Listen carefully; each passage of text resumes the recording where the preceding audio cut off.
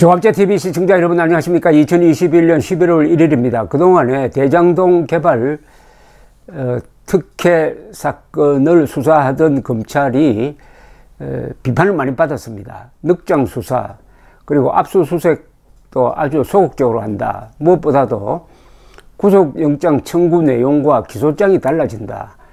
그래서 결국은 이재명 전 경기도지사를 보호하려고 하는 것 아니냐 하는 그 비판이 언론 여론을 통해서 집중되었는데, 오늘은 검찰이 태도를 조금 바꿨습니다.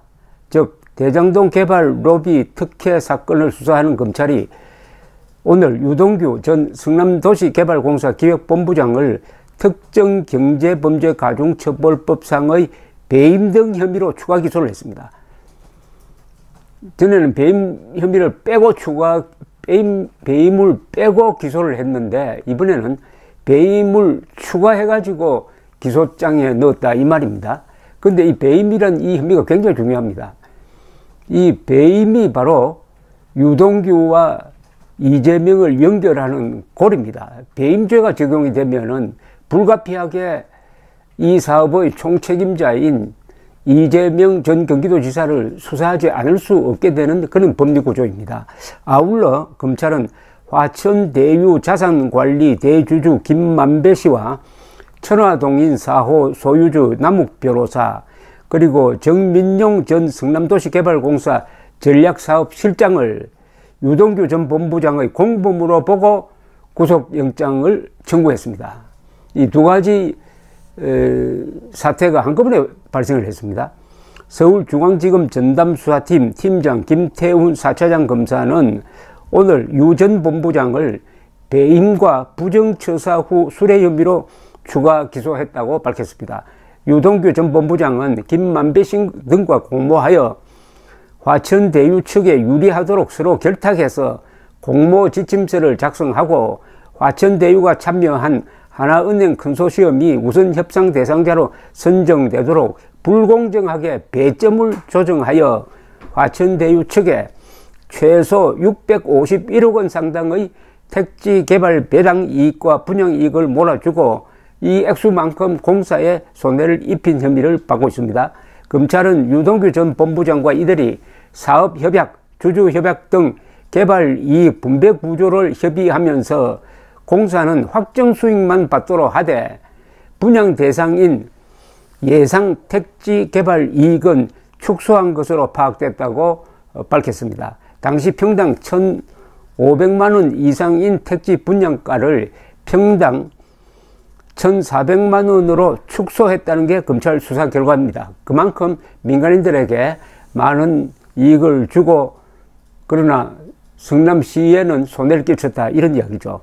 아울러 검찰은 화천대유가 직접 시행한 5개 블록의 분양이익에 대해서 공사가 이익을 환수하지 못하도록 배제한 것도 김씨 등에게 특혜를 준 정황으로 파악을 했습니다. 그러니까 중요 사안에 있어서 민간 업자들에게 유리하고 공사 측에는 불리한 그런 협약을 했다 이거죠.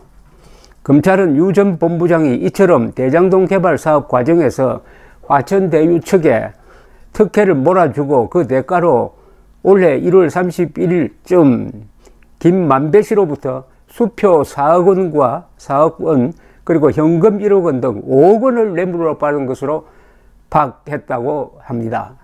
이거는 상당히 증거가 있는 모양입니다. 검찰은 지난달 14일 김만배 씨의 구속영장이 한 차례 기각된 뒤 수표 추적과 관련자 진술을 토대로 김 씨가 발행한 1,000만 원권 수표 40장이 유 전 본부장을 거쳐 남 변호사와 정 변호사에게 전달된 사실을 확인했다는 겁니다. 검찰은 김 씨 등이 유 전 본부장과 함께 범행을 공모했다고 보고 특정경제가중처벌법상의 배임, 뇌물 공여 혐의 등을 적용했습니다. 김 씨 등에게는 유 전 본부장에게 700억 원의 뇌물을 주기로 약속한 혐의도 적용한 것으로 알려졌습니다. 이제 구속영장 실질 심사가 있겠는데 여기서 어떻게 될지 좀 지켜봐야 하는데, 상당히 수사가 조금 더 깊게 들어간 건 사실입니다. 첫째, 유동규에게 배임 혐의를 적용함으로써 결국 이재명 당시 성남시장과 엮이도록 만들었습니다.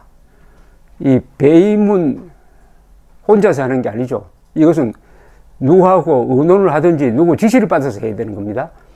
상식적으로 유동규가 자기 멋대로 이렇게 어마어마한 특혜를 주었다고는 상상할 수 없고, 그동안에 여러 가지 정언이라든지 관련 서류 등을 보면은 이재명 당시 성남시장이 바로 이런 부당이익이 민간업자에게 돌아가도록 서류를 결제하고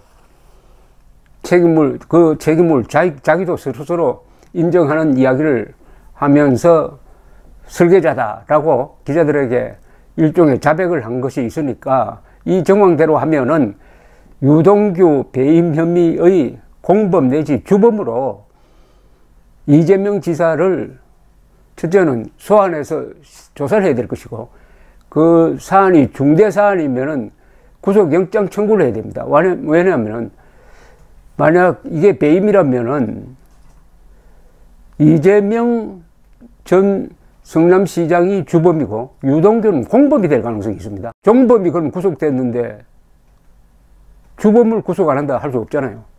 그러니까 법리적으로 따져가 보면은 그런 쪽으로 지금 흘러가게 되어 있는 구조입니다.